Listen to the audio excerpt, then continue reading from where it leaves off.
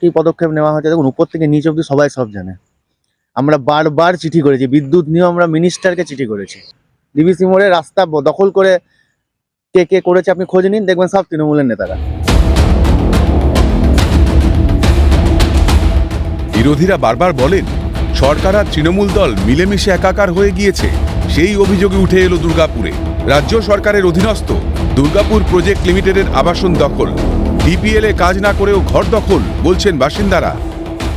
আরও একটা খবর দিচ্ছি, জিএন টাইপ আমাদের যেটা সিজন আছে সেখানে একটা হসপিটালের একটা করা ছিল, সেইখানটার মধ্যে জানেন কিনা আপনারা জানেন না, ওটাতে বিয়ে বাড়ির এখন করা হয়। তৃণমূলের ইউনিয়ন অপোজিটে তৃণমূলের ইউনিয়ন আছে এবং সেইখানটাতে বিয়ে বাড়ির প্রোগ্রাম। আপনি ডিপিএল এ কাজ করেন? না না না, ডিপিএল এ রয়েছেন কি করে ঘরে? আমাকে ভাড়া দিয়েছে। কে দিয়েছে, কি নাম তার? সুভাষ দত্ত নাকি নাম, পার্টির নয়। ছিল। কত টাকা করে ভাড়া নিচ্ছে? 3,500 টাকা করে। পাশাপাশি ডিপিএল এর জল ট্যাঙ্কির নিচে তৃণমূল শ্রমিক সংগঠনের দলীয় কার্যালয় তৈরির অভিযোগ। যে জল ট্যাঙ্কিটা তৃণমূল যে দখল করেছে তার জন্য যে কোনো স্টেপ নেওয়ার জন্য এবং তার জন্য যে আমরা রীতিমতো চিঠিও করেছি কিন্তু পার্টি অফিসটা কিসের? ওটা ওই ডিপিএল এর ওয়ার্কার্স ইউনিয়ন। কাদের এটা? TMC party office. কতদিন ধরে রয়েছে এখানে? বছর দিনের তো হবে। দুর্গাপুর নিয়ে মুখ্যমন্ত্রী আগেই বিরক্তি প্রকাশ করেছিলেন। দুর্গাপুরে 6 জন আছে, 6 জনই অপদার্থ, একজন ছাড়া। নতুন করে চেঞ্জ করতে হবে। ভালো লোক খোঁজো, পুলিশকেও বলো ক্রস চেক করে দিতে, কিন্তু পুলিশও অনেক সময় উল্টোপাল্টা ক্রস চেক করে দেয় নেতাদের কথায়। তার প্রেক্ষিতে কোন ছবি উঠে এলো দুর্গাপুরে জানেন কি? ডিপিএল এ বিদ্যুৎ চুরি হচ্ছে, জানিয়েও পদক্ষেপ নেই, দাবি খোদ ডিপিএল কর্মীর। ডিপিএল এত ঘর এত মানে বিদ্যুৎ চুরি হচ্ছে প্রতিনিয়ত। কি পদক্ষেপ নেওয়া হচ্ছে দেখুন, উপর থেকে নিচ অব্দি সবাই সব জানে।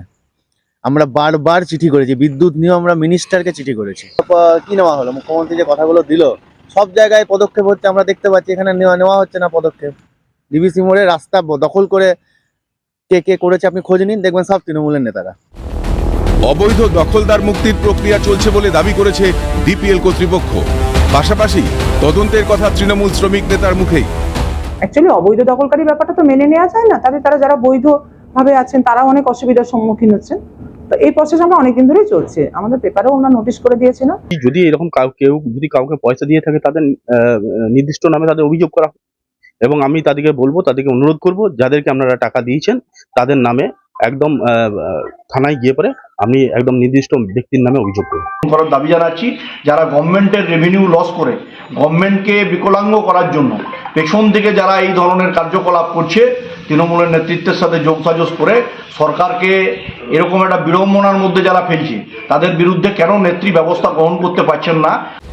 দিকে দিকে গজানো ঘাসফুলের বিরুদ্ধে যে অভিযোগ উঠছে তার তদন্ত আদৌ হবে কি, নাকি শাসক বলেই মুখ্যমন্ত্রীর নির্দেশের ঊর্ধ্বে গিয়ে ভাঙা পড়বে না কার্যালয়? নজর থাকবে প্রশাসনিক পদক্ষেপের দিকে। রাজেশ সেনগুপ্তের রিপোর্ট, ক্যালকাটা নিউজ।